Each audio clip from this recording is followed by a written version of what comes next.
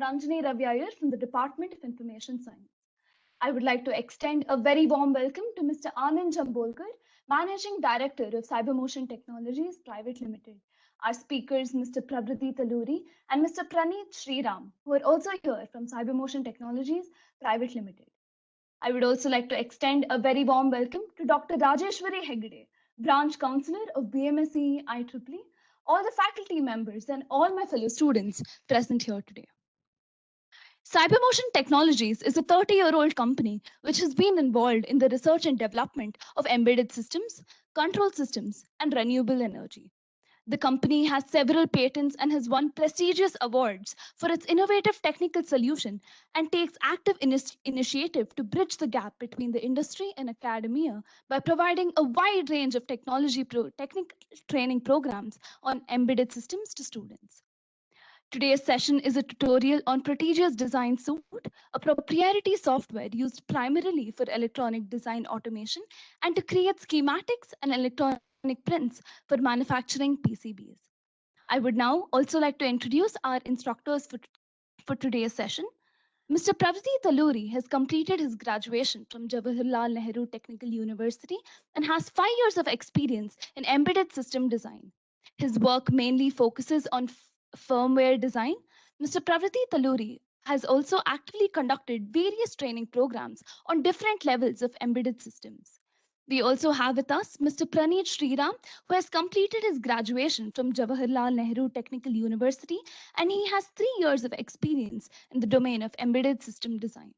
Mr. Praneeth Sriram is a passionate embedded system engineer whose interest lies in firmware design and development. I would now like to invite the speakers to take the stage. Thank you. A very good afternoon to respected faculties, Dr. Hegde Madam, dear students.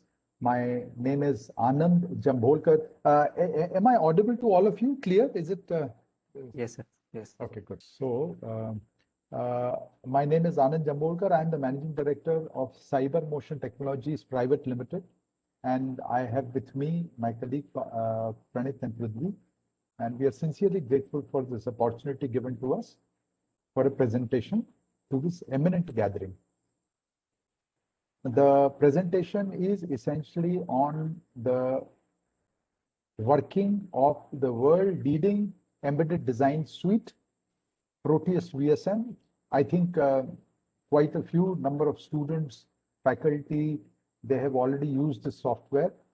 It's a very, very popular software in embedded domain.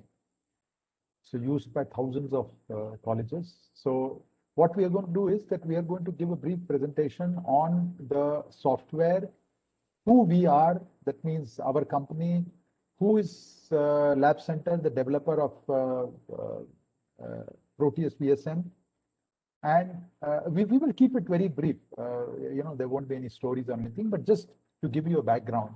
And then we would also like to present to you the very unique hands-on online industry relevant training program based on Proteus VSM that we are in a position to give to the students of BMS College of Engineering, Bangalore. Next, please.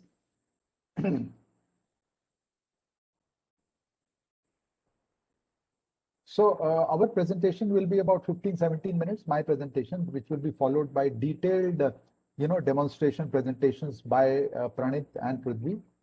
And this presentation will broadly cover the corporate overview, details of Proteus VSM, its advantages, and hands-on online training program that we offer and its unique advantages. Next, please. So, Proteus VSM has been developed by Lab Center International LLP England. Lab Center is a 31-year-old company with customers in more than 60 countries. Lab Center works with leading companies across major verticals like defense, energy, automobiles, healthcare, electronic consumer durables, telecom, as well as engineering colleges, universities all over the world. thousands of them, I can tell you, right from the US to Japan and in between, you name it. Our company, Cybermotion Technology, is again a 30-year-old company, now 31 actually, run by technocrats, and we are the distributors of Proteus software in 22 countries, from Saudi Arabia to Indonesia, including Africa, Middle East, everywhere. So our customers include technical institutes and industries all over India and in nearby countries. Next, please.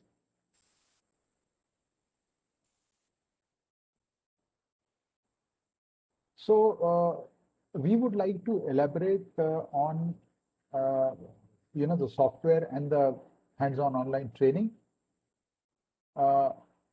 See, especially to benefit students who are working from home for such a long time, unfortunately, due to the COVID lockdown, we have Cybermotion, our company, has teamed up with Lab Center, our principals, to offer industry-relevant hands-on online courses covering embedded design and simulation for the most widely used microcontroller and advanced technologies like IoT and robotics as well. The highlight of our solution, the training solution that I'm saying, is that each student will have access to cloud license of the Proteus software for a period of 3 months. And the main advantage is that every student who undergoes the hands-on training will receive a course certificate from Lab Center International, England. Next one, please. So we would now like to bring to your notice the decisive advantages of this world-leading embedded design and simulation software. Now, why is it world number one? Why everybody loves to use this software? When you hear softwares like MATLAB, AutoCAD, ProE, ANSYS, Proteus, they are world leaders, and they are world leaders for a very simple reason, that they are, the industry, education uses them for designing, development, and thousands. They're easy to use, easy to understand, very versatile, and this is the same reason why Proteus is so popular. So Proteus is the only end-to-end rapid prototyping tool in the world for embedded design. Now, by end-to-end, we mean embedded circuit design, testing the same with virtual test and measurement instruments, writing code with embedded C or assembly language, debugging this code, compiling the same with the help of the compiler of your choice, and all this is done virtually inside the Proteus VSM software. You don't have to use any hardware. So essentially for validation, subsequently, obviously you will have to do hardware, but once you want to validate something, everything can be done so easily on the software. This is followed by after you've done the circuit design, testing, you have written the code, you have debugged, compiled, you can then do a comprehensive simulation of the embedded circuit so designed, software so written and debugged, along with peripherals like LED, LCD, motors, sensors, whatever that you have designed. And once the embedded design is validated, the same can be converted to a PCB design. And the resultant file is called the Gerber file, you will come to know. And with the help of this Gerber file, you can go to any PCB manufacturer and ask him to develop your PCB for you. Of course, which you will have to populate. And the ease of use of this software is due to the advanced simulation technology and very simple to use graphic user interface of the Proteus VSM software. So I think a whole lot of students today are the first year students, if I'm not mistaken. So, for your comfort level, I can tell you that this software can be used by students of 8th standard to learn programming. 8th standard. I mean, you are in the first year in one of the best engineering colleges in India. And very obviously, you are at a certain level, good level, I would say. So 8th standard student can learn how to program. They can do basic robotics. They can do Internet of Things. 8th, 9th standard student. So that is the ease of use.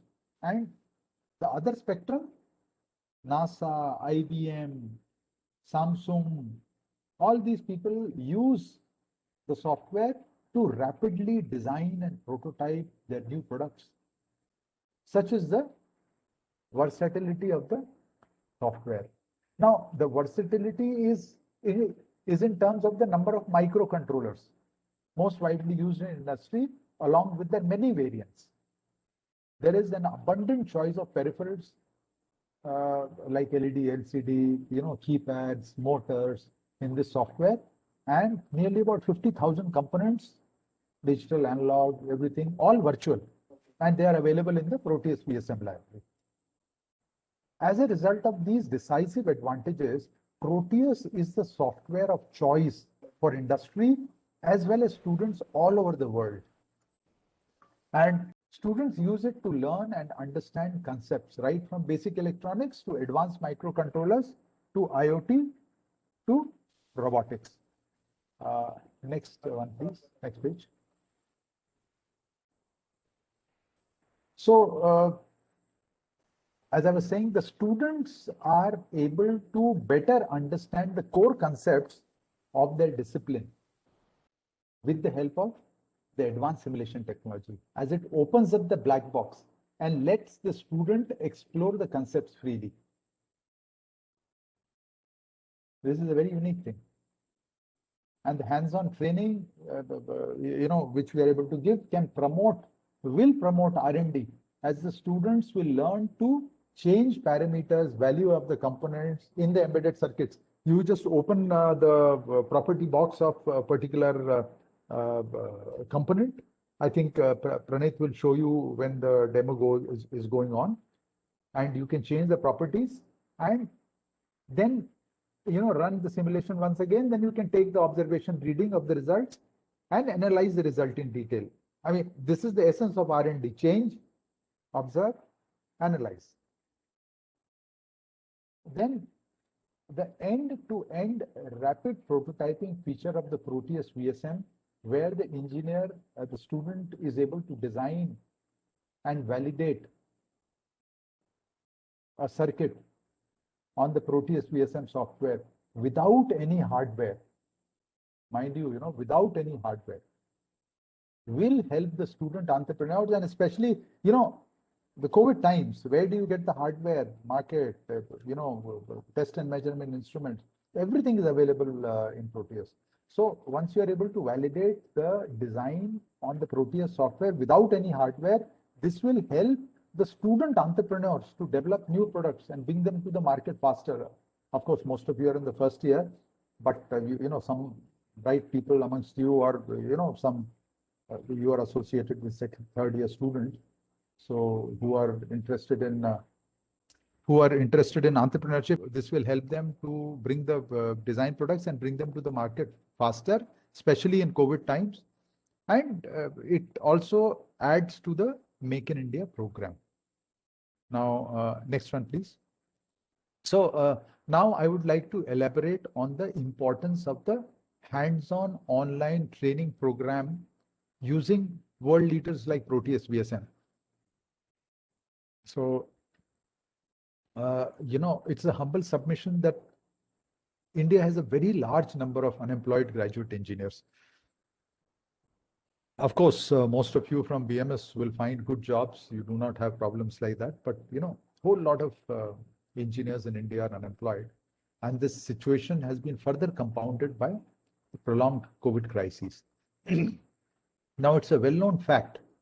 Although universities, AICT, UGC, colleges, they're trying, but it's a well-known fact that syllabus and curriculums of most universities in India have not kept pace with the industry requirement. Industry always one step ahead. This affects the employability of the graduates severely and adversely. Today, cutting-edge design softwares like Proteus VSM are at the heart of leading companies which use them for rapid prototyping of new technologies and developing new products, or simply expediting existing design process to keep well ahead, miles ahead of competition. Now, some of you probably buy new phones every couple of months or 6 months or 1 year. So Samsung, all these big companies, Apple, they are, producing new phones every 2 months, 3 months. And, most of the time, my daughters keep coming to me and say that, look, Papa, new phone, we must buy this. So they are able to bring out these new products with such regularity simply because they use cutting edge design softwares like Proteus and other ones also.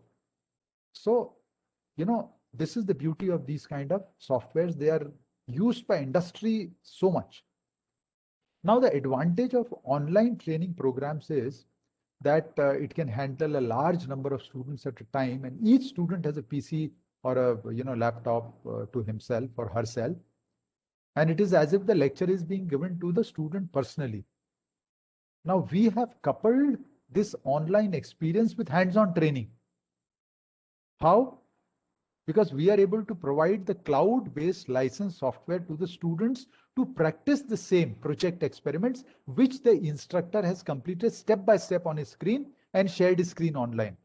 So for example, if there is a concept, the instructor in the hands-on online training, he will instruct or tell you about that concept, then give you a PPT explaining that concept, and then it will be followed by an experiment, which is an application of that concept. And this experiment is done on Proteus PCB, Proteus software.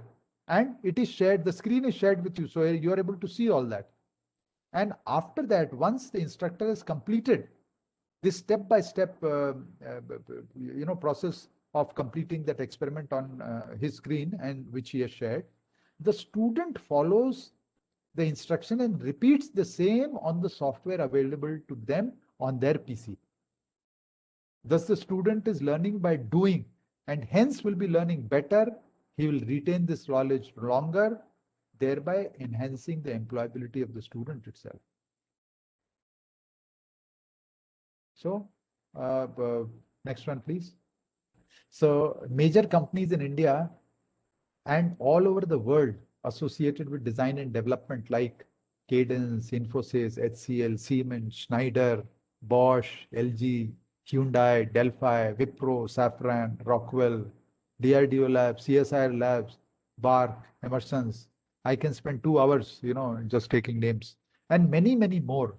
They need expertise on embedded system for rapid product development and project completion requirements are there. And there is a large opportunity for embedded engineers with industry relevant skill sets.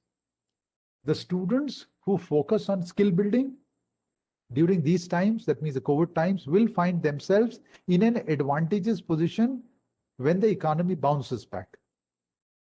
It is very much advisable for the student to train themselves as much as possible during these times. Now, AICTE and most universities want, now earlier I had said that, the syllabus and curriculum are not in sync with industry requirements. And therefore, AICTE, universities, UGC, they all want to align technical education with industry, and there is a mandate for industry relevant training, projects, internship for all level of students. We have a presentation for one college in Pune tomorrow, like how we are doing it for you. There, it is entirely the first year students who will be coming. And probably, we have been told that there'll be 1,000 students. Unbelievable. We even have 200, 250 are there. So, and all of them are required to do training, the projects in the area of robotics, in the area of IoT, basic projects, very basic projects, but they are required to do that. So now universities, and I'm sure colleges like reputed colleges like BMS, they are asking their students to do industry relevant training, projects, internship in all years. I'm not too sure, but that's what I think. Okay. The industry relevant hands-on training imparted by industry experts from our company using world-leading embedded platform of Proteus can be treated as a project or a training or internship for the students at a nominal charge. Next one, please. So we have here we have indicated specific learning outcomes of the module. One of of the modules of the module of the 20-hour training program pertaining to IoT Builder for Arduino microcontroller. The idea is to utilize the core concept learned by the students and re-emphasized with the current hands-on online training, and then marry these core concepts with the industry relevant concepts to get the industry connect for the student. So basically, whatever hands-on training is given, the outcome should be such that the student is able to get some kind of industry connect. That means he understand what, some concepts which are industry relevant essentially.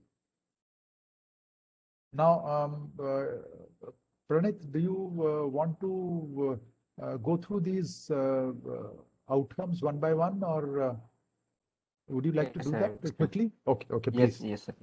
please. So the following are learning outcomes for this online embedded design training using, especially for this is Arduino Uno microcontroller only. So by attending this training, we're able to understand the different Arduino families and interfacing with different devices like LED, button, and switches. And we can interface these LED button and we can make a different projects combination of by using combination of these devices. And we can interface this 16 glass to LCD display, and we can understand the connections of this LCD. We have different data pins and control pins for LCD, and we can display the different messages on the LCD. So by connection this LCD and DC motor interface. So by connecting the DC motor to Arduino microcontroller using driver IC, we will use the L293D driver IC, and we can control the motor in the forward direction, backward direction, and even if you take the two motors, you can control the both in the both direction, means in the forward and backward. Your communication and its use, and also your protocol implementation. So we have some protocols like UART, I2C. So here in this training, we are going to explain the UART communication protocol also. So by using this UART protocol, we can we can design some home automation systems. We can control using virtual control panel. That is, by entering some text on the software, we can control the devices.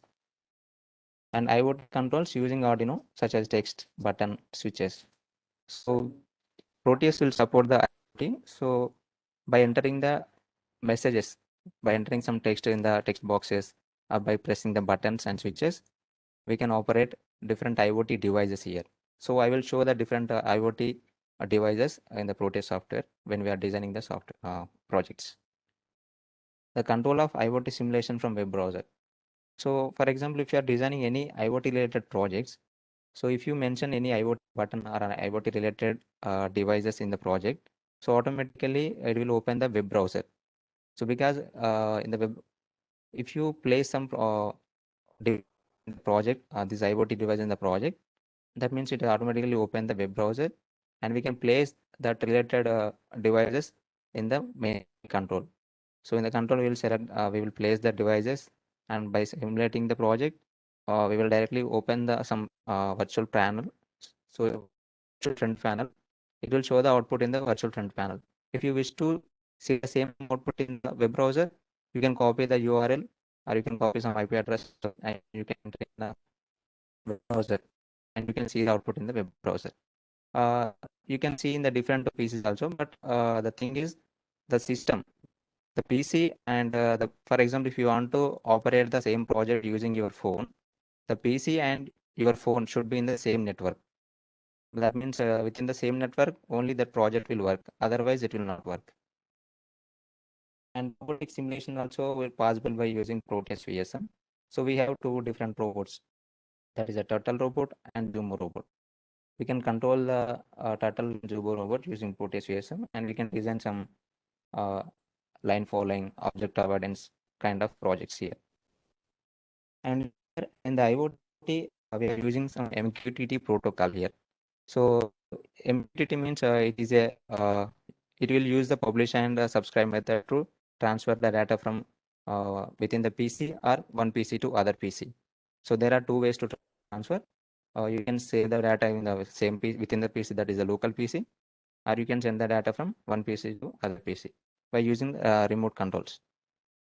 And by attending this online embedded training, so the student will understand the how to design the flowchart program. Normally for Arduino, we will design using C language, but here the advantage of this Proteus VSM is we can design the Arduino flowchart based Arduino projects. So there is no need to write the code. So just we need to drag some blocks and we can frame one flowchart, and we can make entire project here. And after making the project, we can directly compile the code. We can see the simulation using this flowchart based circuits. So the thing is here, if the students are attending the entire this course, that is the online, or it is 1 month or whatever it is, so they will completely understand the how to design the circuits, how to programming the circuit using flowcharts, or maybe it is a flowchart or a C language, and also how to simulate the project, different projects or prototypes. So this is the advantage of the Arduino online training using Arduino microcontroller.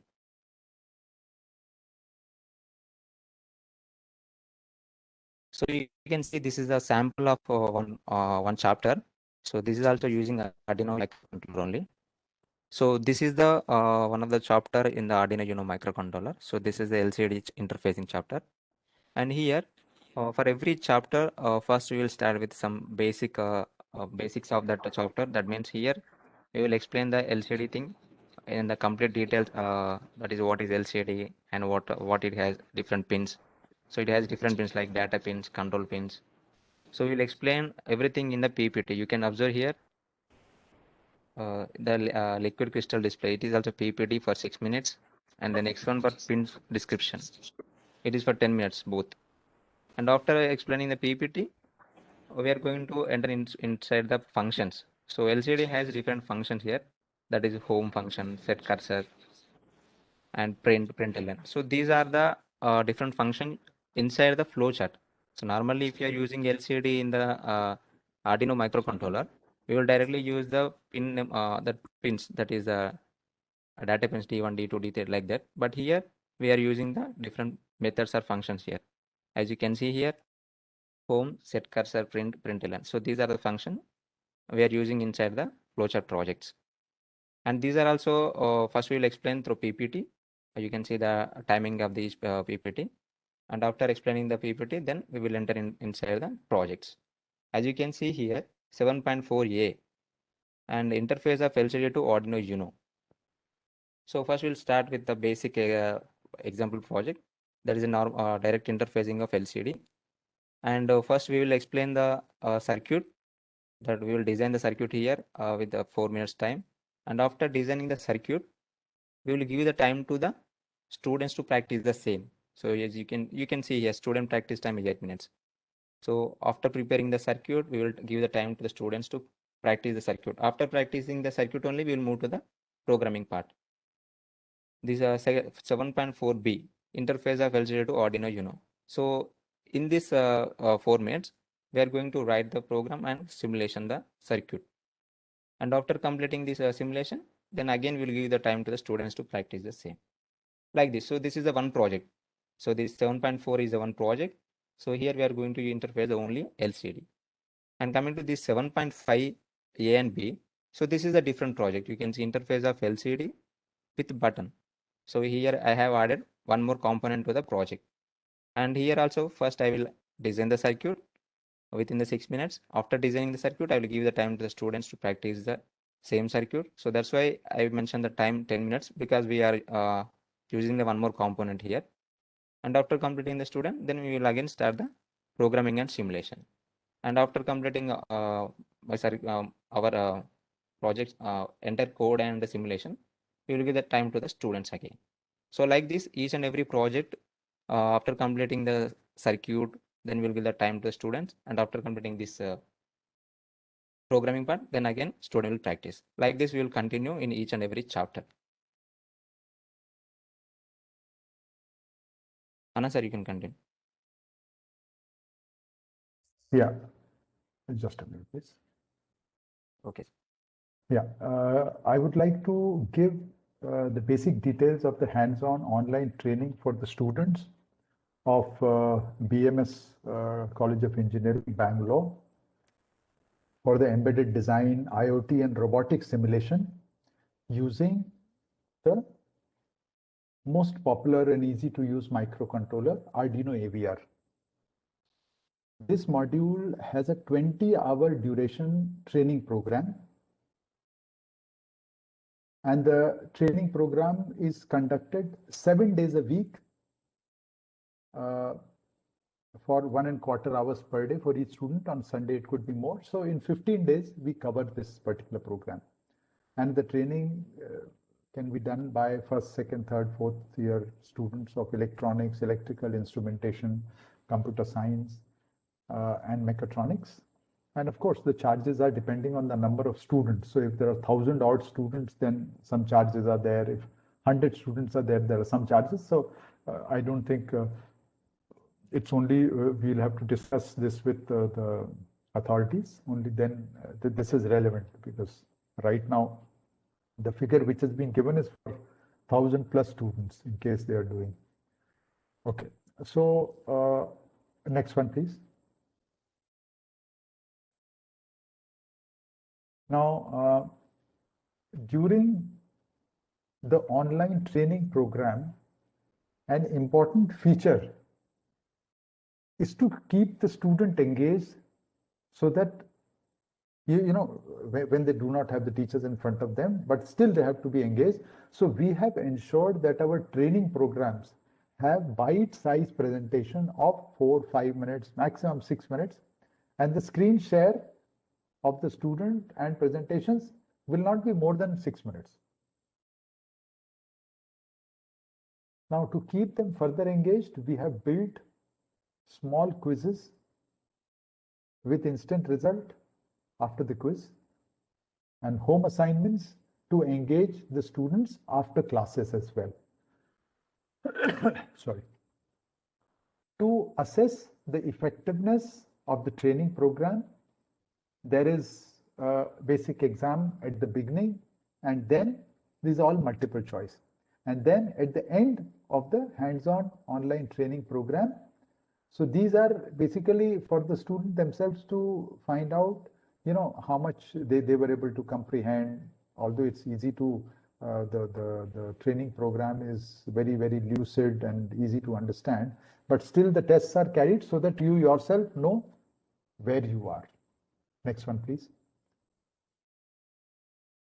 Okay, that's done. So all of us from Team Cybermotion would like to thank you sincerely for your valuable time given for this presentation.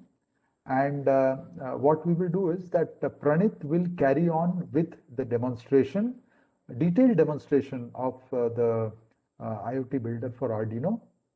And then you can, you know, note down your queries, and you can ask at the end, or if you want, you can ask in the middle also. That is not a problem. We have time up to 4 o'clock, I think. So Pranit, please go on. Yeah, Go sure. ahead. Yeah, thank you.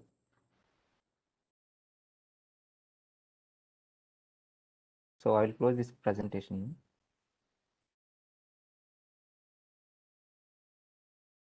So now I will start the I will open the software and I will start making some projects here.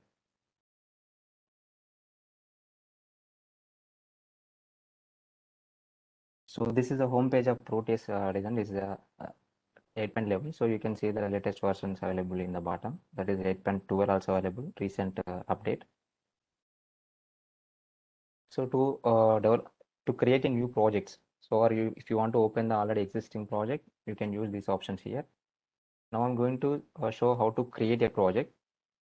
To create a project, you need to click on this new project option here.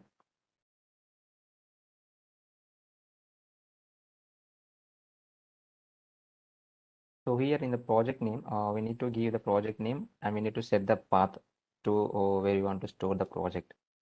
So I will give some sample one. And path is you can save some any one of the drive or some different folders to save your project.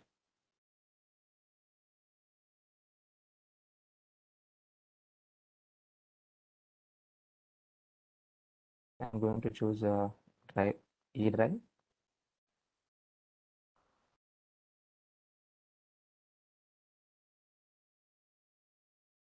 Here the folder name is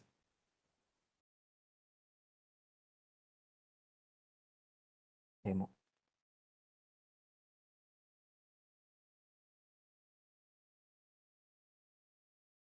So whenever we are creating some new project, every time we need to create better to create a folder, because along with the project file, it will create some log files also.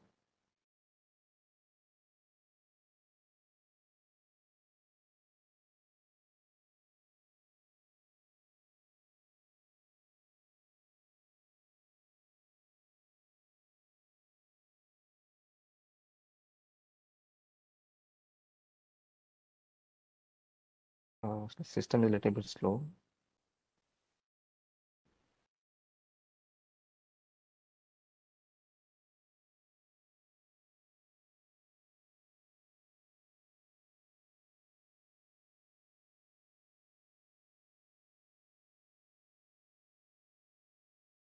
Okay, so it is created.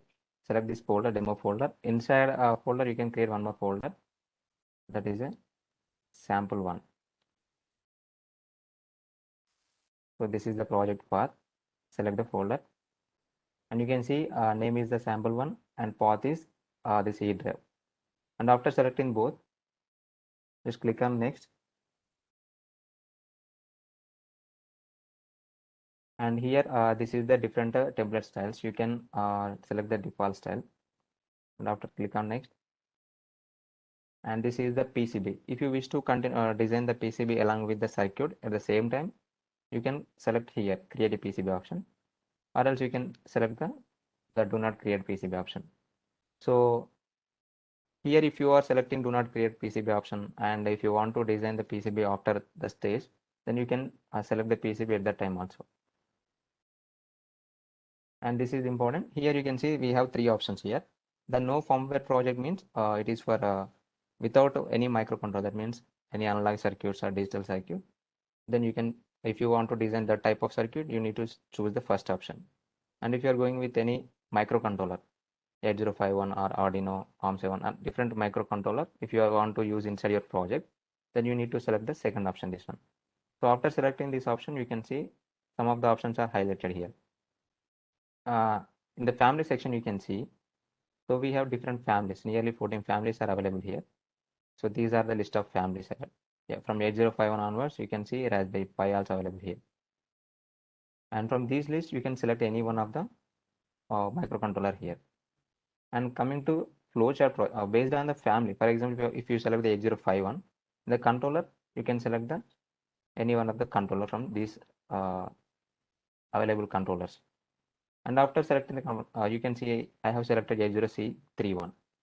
And after selecting these controllers, the compiler is only, it will show these are available for only 8051 only. Based on the controller, you will get the compilers list here.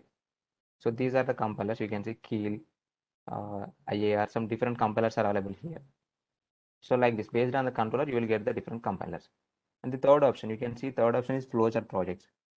So what is this flowchart? So flowchart means we don't have to write any program. So we can just make one different. We can just drag the different blocks and we can make the programming. I will show the how to frame a flowchart and how to drag different blocks. So in the flowchart programming, we have only two controllers. One is the Arduino and second one is the Raspberry Pi. And that too, if you select the Arduino, in the Arduino we have different controllers available, different variants. You can see Arduino Nano, Uno, Un, Mega. So these are different controllers available in the Arduino family. And compiler is the only single compiler. So this is the visual designer for Arduino AVR. So this is the single compiler for flowchart, entire flowchart. And I will right now I'm going to create a simple flowchart based project now. So I have selected Arduino family and controller is Arduino Uno. And the compiler is the only single compiler, that is the Visual Designer for Arduino Avia. So after selecting this one, just click on next. And here this is summary page. So if you wish to change anything, you can go back and you can change. I have only selected schematic means circuit design and firmware only. There is layout means PCB. There is no PCB for this circuit. Just finish.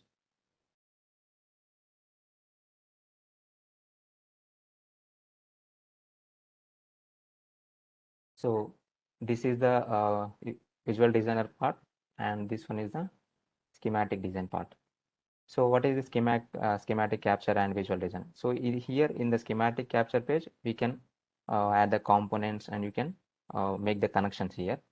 And in the visual designer part, we need to just drag the blocks from here to here, and we can make different flow chart. For example, if you want to make any LED glow, any LED, if you want to glow the LED, you can just take the LED from here and you can make the connection. After making the connection, you can build. That means you can compile the code. You can move to the schematic to check your output. So now let's see how to add a few components here. So you can see Arduino Uno on the top left top. Just right click on this one. You will get the option like this. From here, you can select the add peripherals option. So select the add peripherals or select the add IoT controls option. If you select the add peripherals option,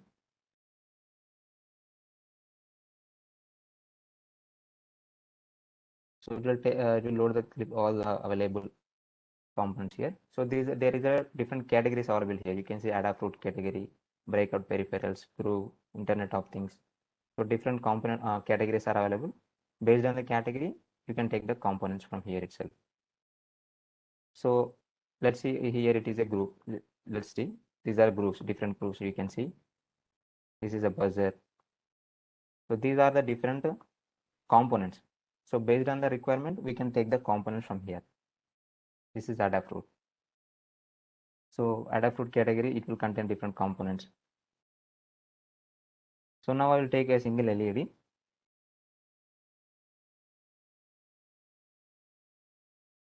So select the Adafruit.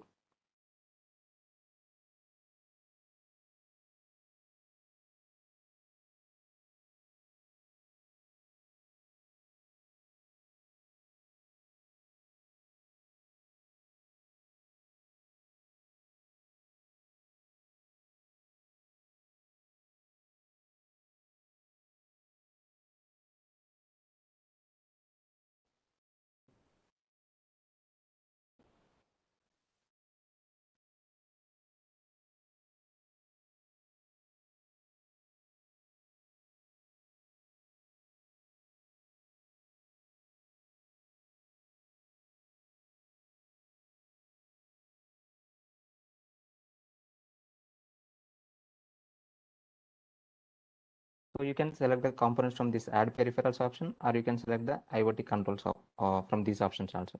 And there is one more option to add the component, that is go to schematic capture and select the component from this component mode also. Select the component mode, add the component from here itself. Like you can type LED. So these are the result will show the LED related things only.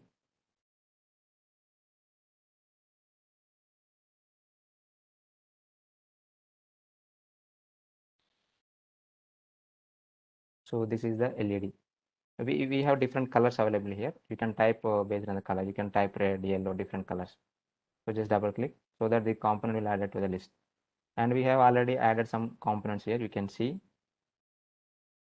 So these are the components, yellow, red. So when you move to Visual Designer, there you will find these kind of flowcharts, which I'll explain you how to do this. So if you see here on the schematic, we have an LED which is inbuilt in Arduino Uno microcontroller board, and the same is represented here. So we have different options to make zoom. One of the most important or useful one is zoom to area option. By selecting a part of the screen, you can zoom in. If you observe here carefully, this LED is connected to IO13 of Arduino Uno microcontroller.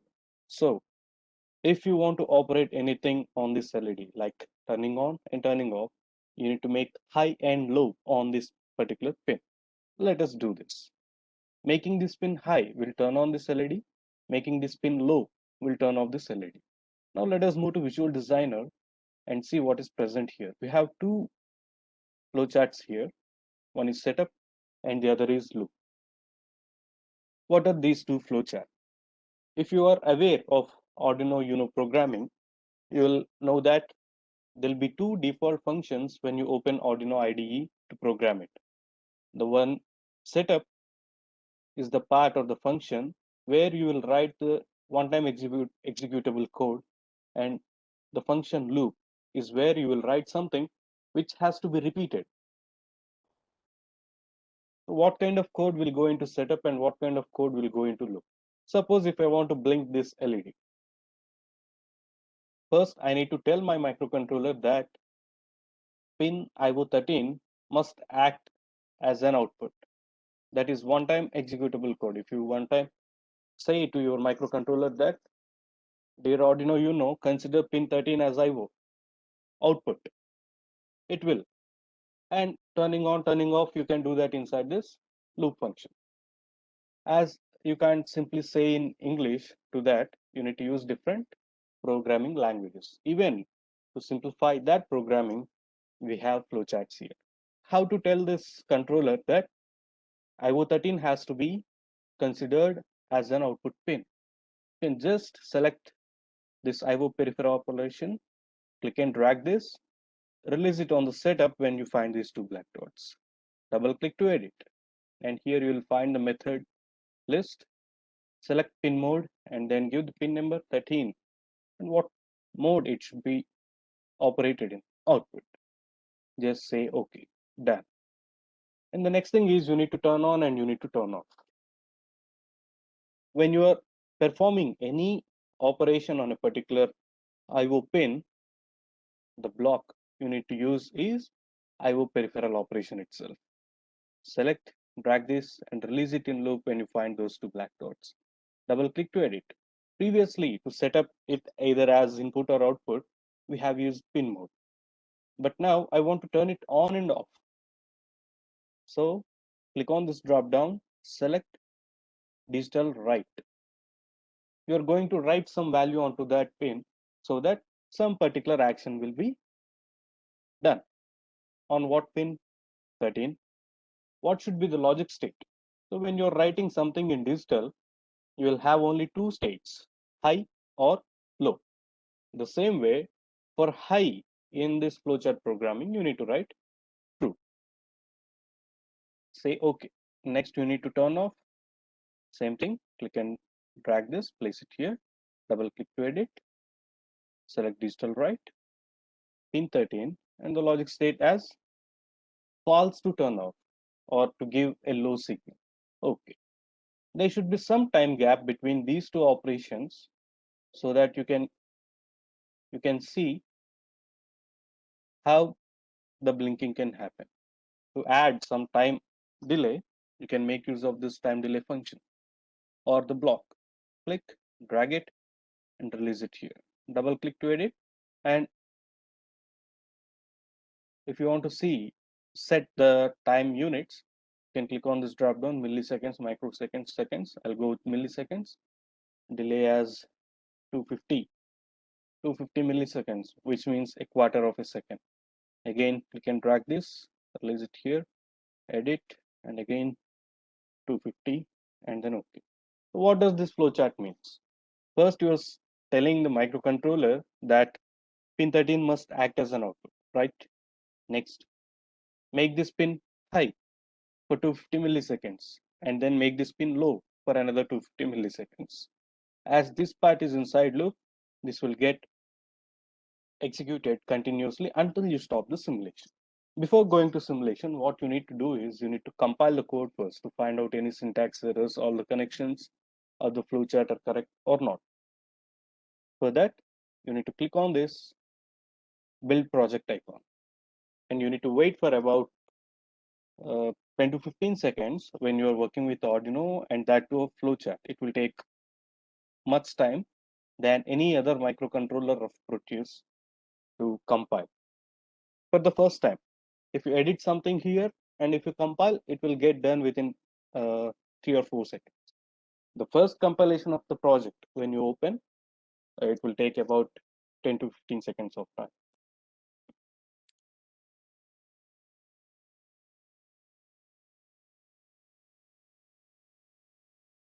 Yeah, here you can see compiled successfully. So when it says compiled successfully, you can go for simulation. You can move on to schematic capture, or you can directly click on this run the simulation symbol here. Let us move to schematic capture and then click on this run the simulation.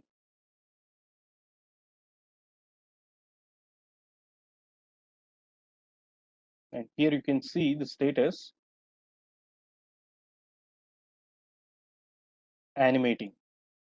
So when you find this animating and showing some time, which means the actual animation or the simulation here got started and the LED started blinking.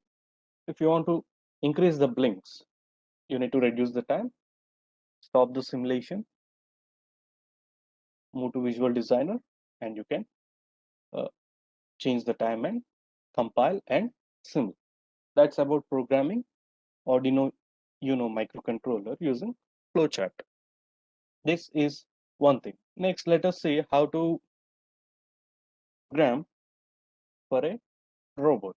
Let us consider add a small robotic control into this in the same program, and let us make the robot move either forward, backward, left or right, something.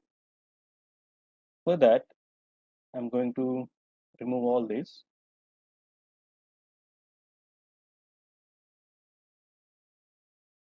First thing is you need to add a robot into your project.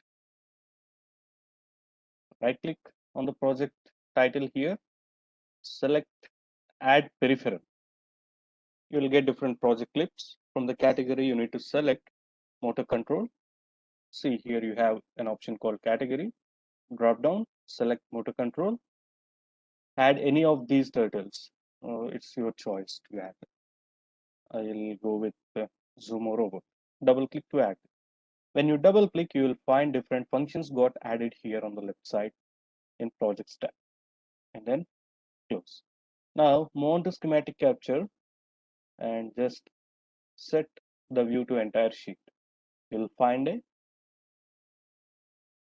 robot circuit here as well. And here are the connections.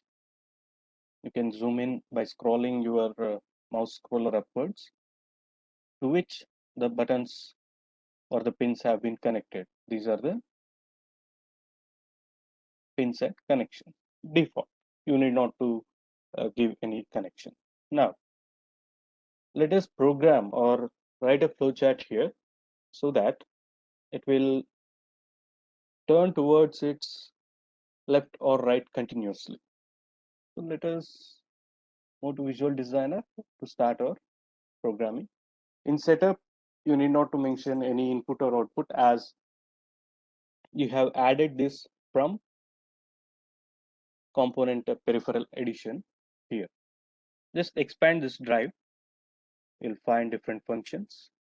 Let us select, first let us move this to forward. Select this, drag it and place it in loop. If you want to edit the speed, you can double click and edit. There is a value 255. And if you place the cursor on the speed column, it will show you 0 to 255. 0 is minimum and 255 is maximum. If you want to change it, you can give any number in between that. Click on OK. And then compile again. Again, it might take a few seconds as we have added robot.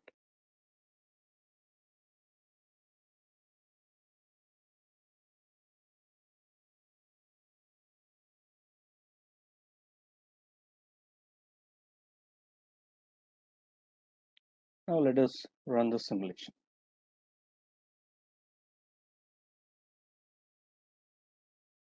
This is our Zumo robot, and you can see the robot is moving forward. As it is on the screen, it will be like it is moving upward. So the view on the screen, you need to fill it as top view on the floor. Sorry, towards floor.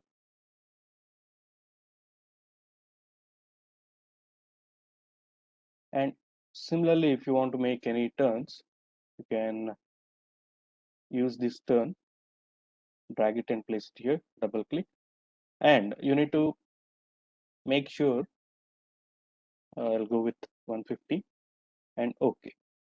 And again, I'm going to simulate.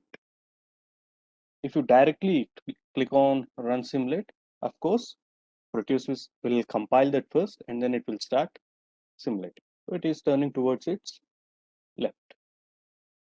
Like this, you can make simulation of a simple robot, and there are many other sensors which included here.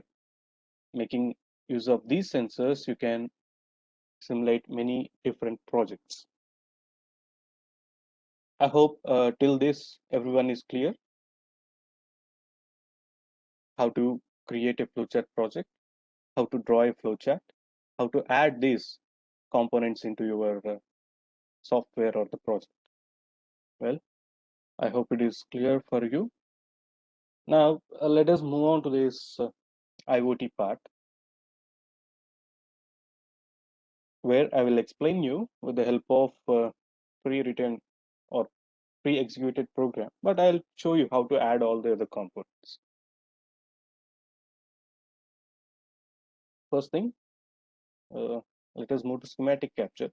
And you just saw this LED blinking with the help of program. I have turned it on for some time, turned off for some time, and that has been repeated in a loop, so that it was like the LED is blinking continuously. Now let us operate the same LED with the help of a button from web browser. If I click that button, LED will turn on. If I click again, it will go off. For that, you need to add IoT controls. From where you can add these IoT controls. Again, right click on your project title, select add IoT control.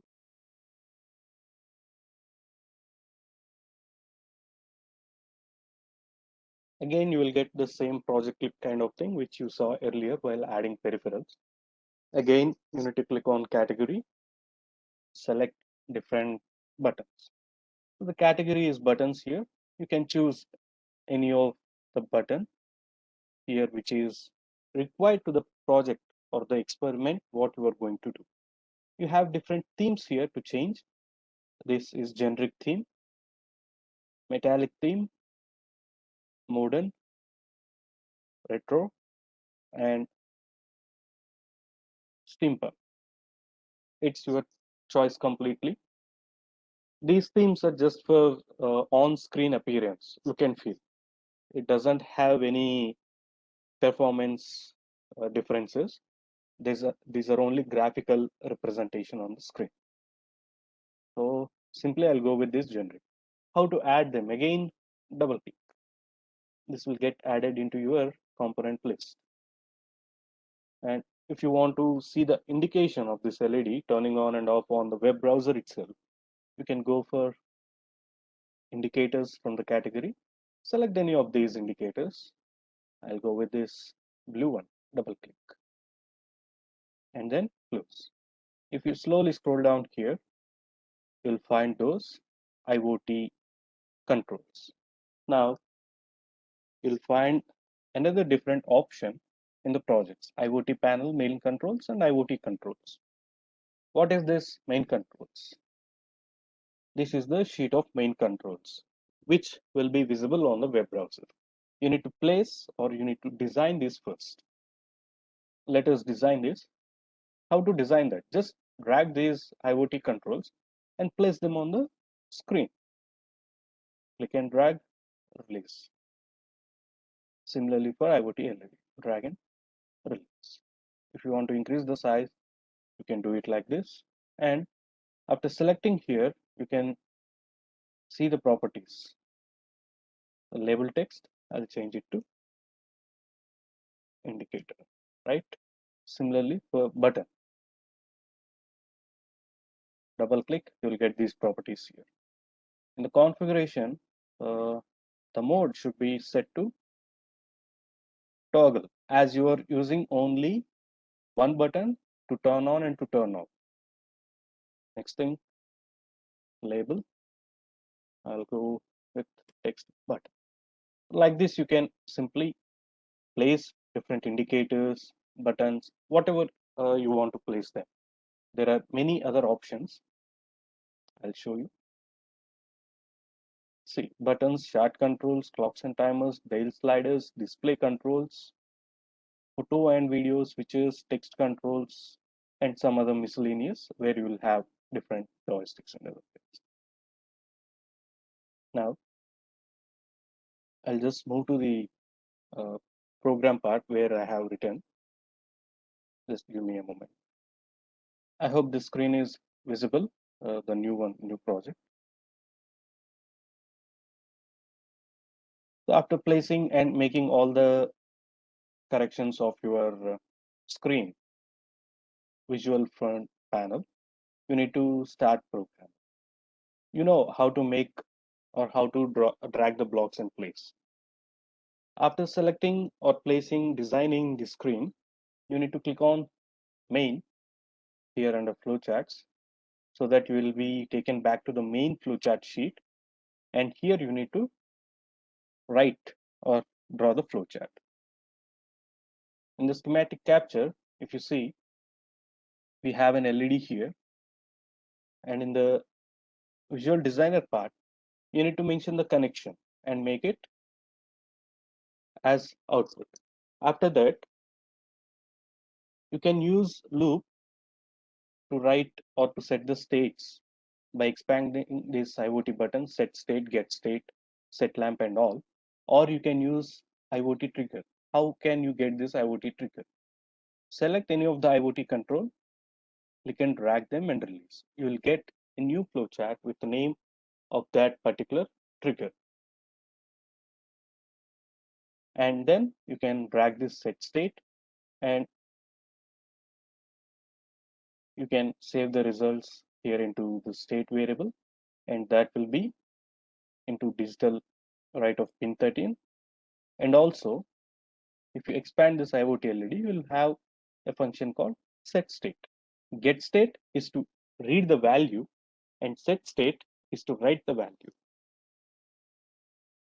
As we have saved the value in state variable, you need to place it. Finally, click on OK. This is how you can draw the flowchart. And the most important thing is, if you're going for an IoT project, you need to add IoT related module, which is ESP8266. How to add this? I'll show you. Right click on the project title, select add peripheral. Here you should not go to IoT. Here it is add peripheral. Select Internet of Things and double click on this ESP8266. And if you move to schematic capture, you'll find it here.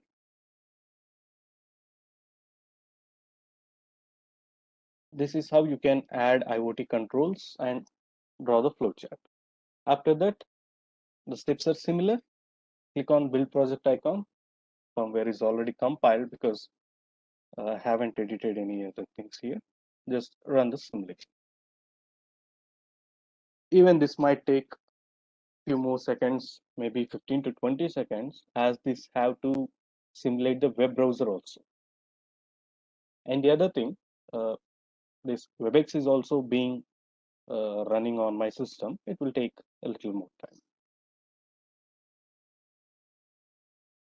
Now you can see the button which is displayed on virtual front panel is going to control this. Instead of this, actually this is a reset button. You should ignore this for a time.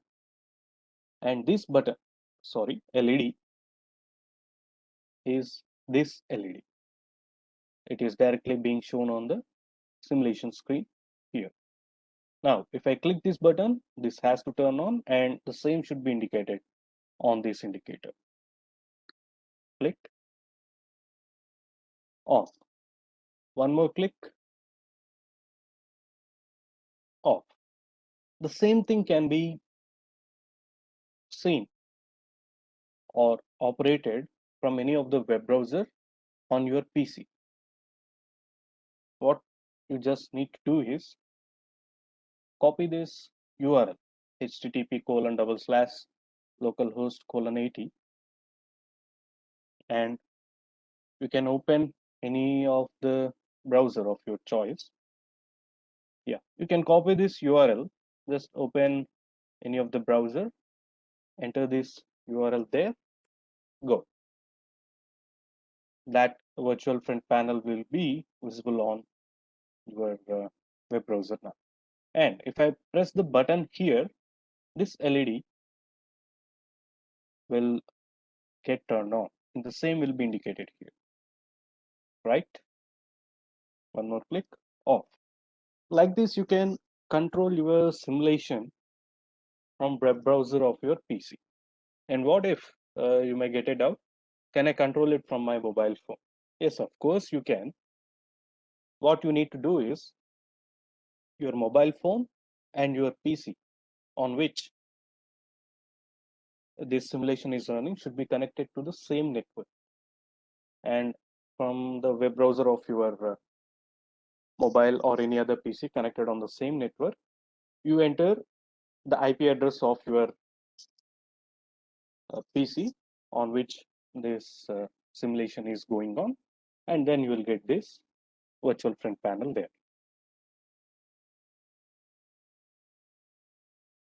I hope it is clear, and I'm just stopping the simulation. Any queries till now? Excuse me, sir. Yeah. Sir, but then how do you transfer the code to an actual chip, like after building a flowchart? Okay.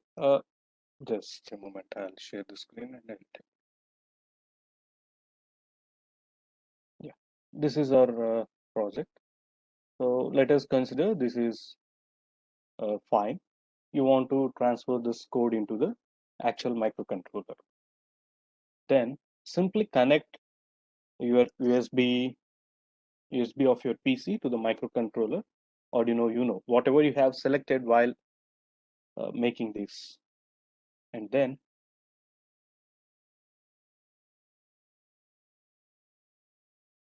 you'll have, you can find a function called, option called upload here, which is beside this upload option. You can click on this upload option after connecting your microcontroller to your PC.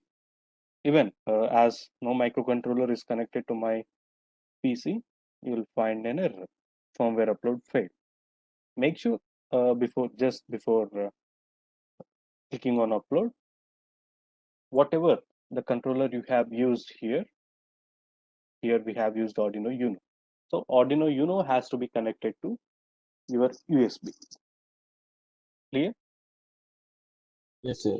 Sir, and what about the libraries, sir? Like, will they automatically be uploaded? Because when you do it through the Arduino app, you first have to download the libraries on the board and then go ahead with the coding. And If it is flowchart programming, yes, as sir. how I did, you need not to include any of the library because you are adding all the components from add peripherals, right? And add IoT controls. You are expanding that IoT control or peripheral, and you are selecting a particular function from there. Which means when you add a particular component with the help of add peripheral on the Visual Designer, it means you are including that header file.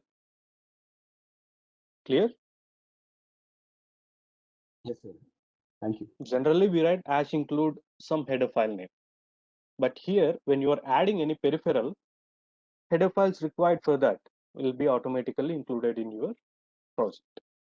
Well, I'll show you the simulation of MQTT, which is a very simple thing. The process still adding the components, adding your one thing here is you can ignore these IoT controls. You can remove them.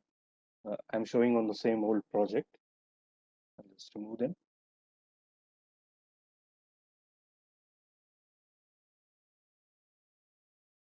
what you can just have is an ESP8266 module, so that you can connect to internet, or a simulation of internet projects will be easy here. And then just move to Visual Designer. You can remove the unnecessary things. Yeah.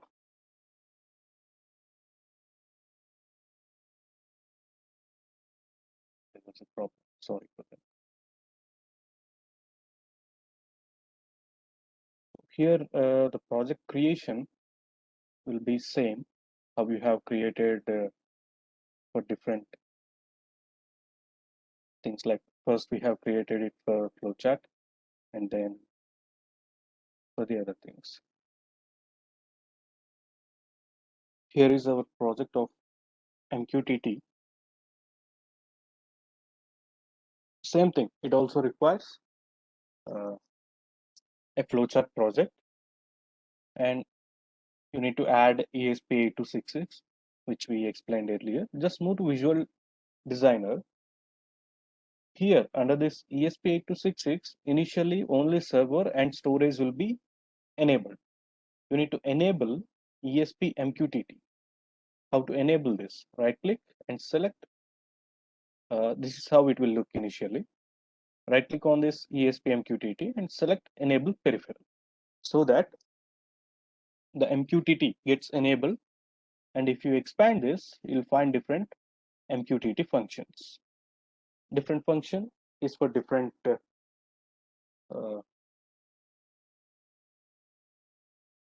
process. And in the setup function, I have declared this pin 13 as output, because I'm going to turn on or turn off this LED again with the help of my MQTT commands.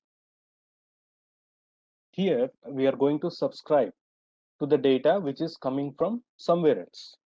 Our project is being simulated on Proteus, and I will send data from some other part, either from my PC or from some other's PC. So you need to subscribe to that data, which has to be used to simulate.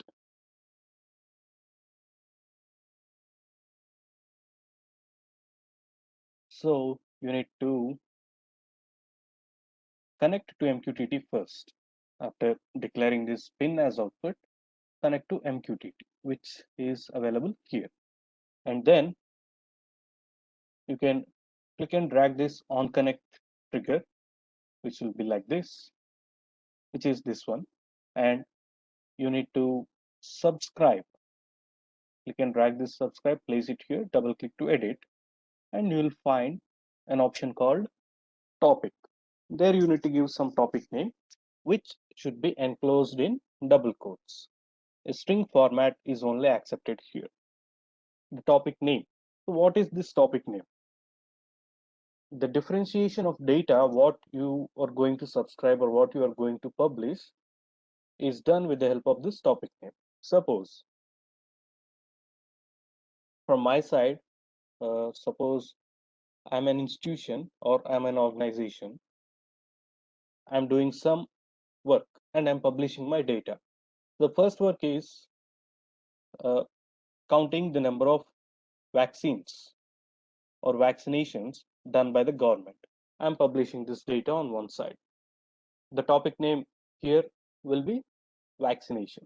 And on the other side, some elections were being held, and today is the counting date or the results date.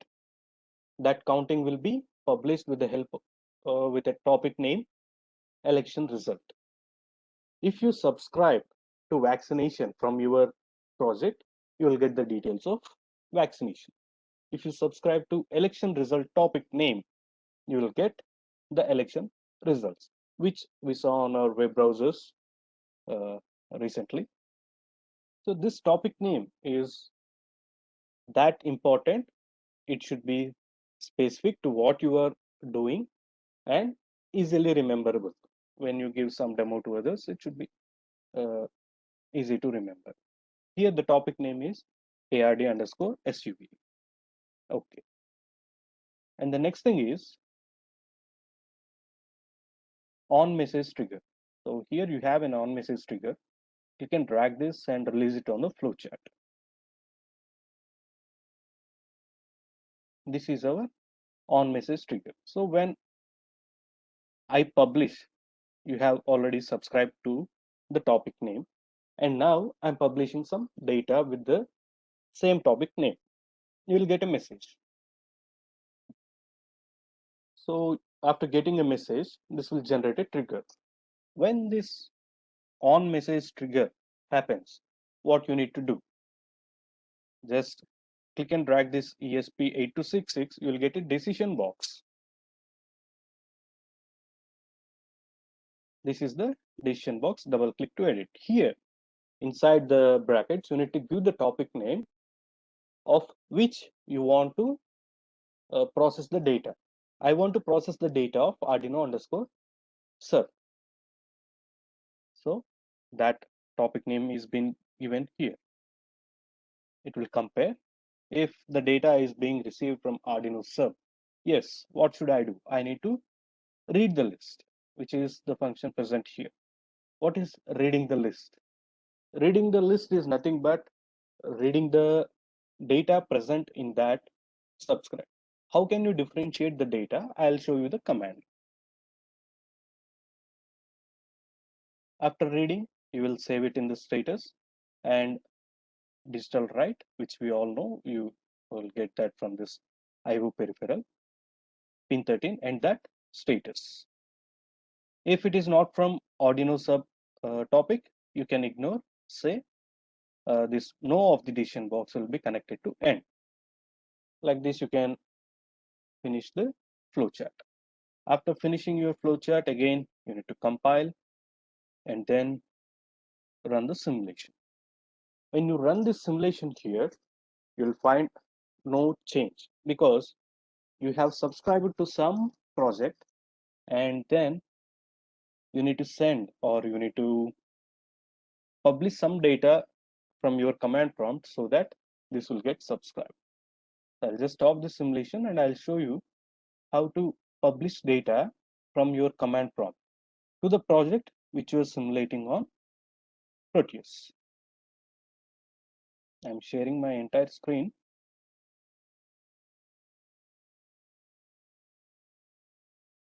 I hope things are visible. You need to install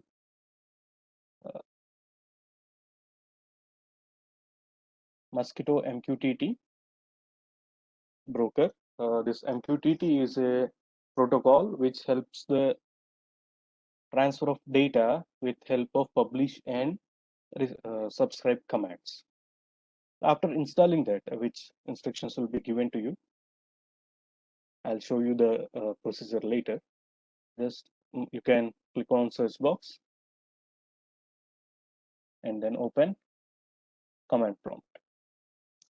From the command prompt, you need to move to the location with the help of the DOS commands to the place where our MQTT has been installed. Here, the MQTT broker, what I am using is Mosquitto. You may get it out. What is this MQTT and what is this Mosquitto? We can correlate it like this. We are using mobile phones. I want to make a call. They should be network. That communicating network can be equated as MQTT, and Airtel, Jio, Idea, BSNL, these carriers or the network operators can be equated as brokers here. The terminology changes, but you can simply give a similarity between that. Now, you need to move to the location where your MQTT has been installed. These are the commands to change the directories. Directory dot dot will take you one step back, slash dot dot another step back, cd space.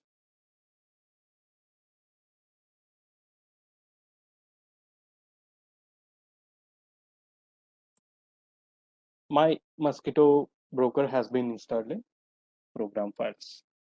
Now, if you double click on this ESP8266, you will get the properties. Here you can see the client ID is CyberMotion. You may have something other in the default, change it or whatever you wish. And the server is localhost. Remember, it is localhost. And then port 1883. Don't change the port. Remember, server is localhost and port is 1883. And our topic name is ARD_sub. There you are subscribing. From your command prompt, you need to publish. So the command will be like this: mosquito_pub, which means mosquito publish -h, the host name, which is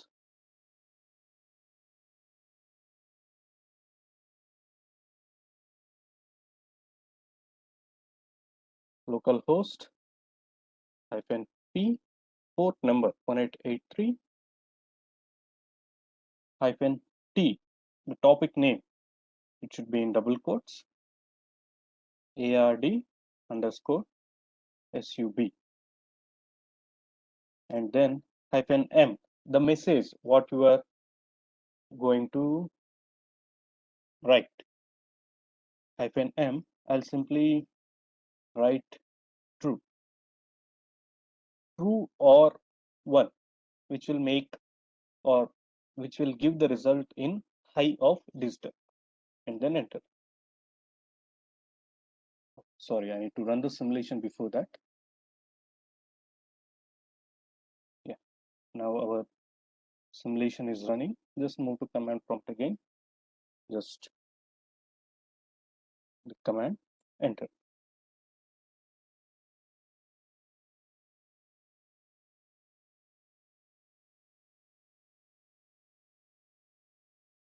If true doesn't work, you can go to 1.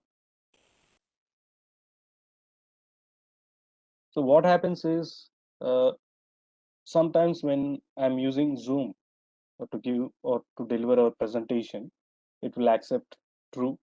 Now we are doing it with help of WebEx. Based on the softwares, the other softwares which occupies the ports, this may change a little. So this is how you need to send the data, either true or 1. It doesn't matter much. These are the commands what you need to use. I hope you got an idea. You can just practice this. If you have any doubts, you can mail us. So in the training of our IoT or this, we have a detailed list of experiments and detailed explanation for each and every step. Now let us see how to install this MQTT. Just open any of the browser and simply type mosquito.org as you can see on the screen. And you will find an option called downloads. Open this download tab, and here you can go to Windows, Mac, Linux, whatever it is, but there is a star mark, conditions apply. Proteus will work only on Windows machine. If you are using Mac or Linux, I'm sorry, you can't install Proteus and use it. You must have a Windows machine to run Proteus. And based on the bit size of your OS, you can select any of this and install. Installation is very simple. Just double click, accept, next, finish. I think till now you people got a clear idea. Well, students, you can practice. If you want to learn more about this IoT simulation on Proteus and MQTT robotics, you can simply opt for our training program so that you will learn more number of concepts and more number of categorical differences.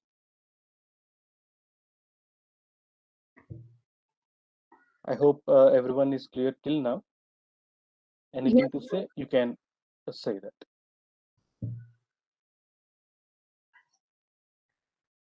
A very good evening to everyone present here.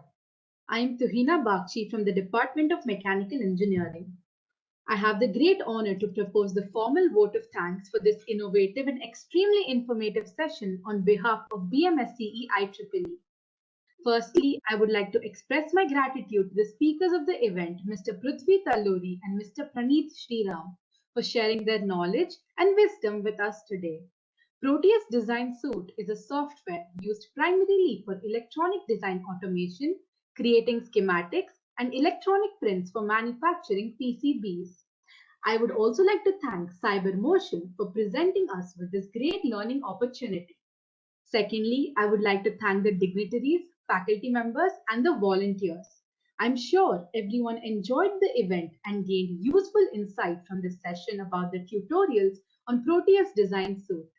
Lastly, I would like to thank everyone for their participation and for making this event an enormous success. Thank you all for attending.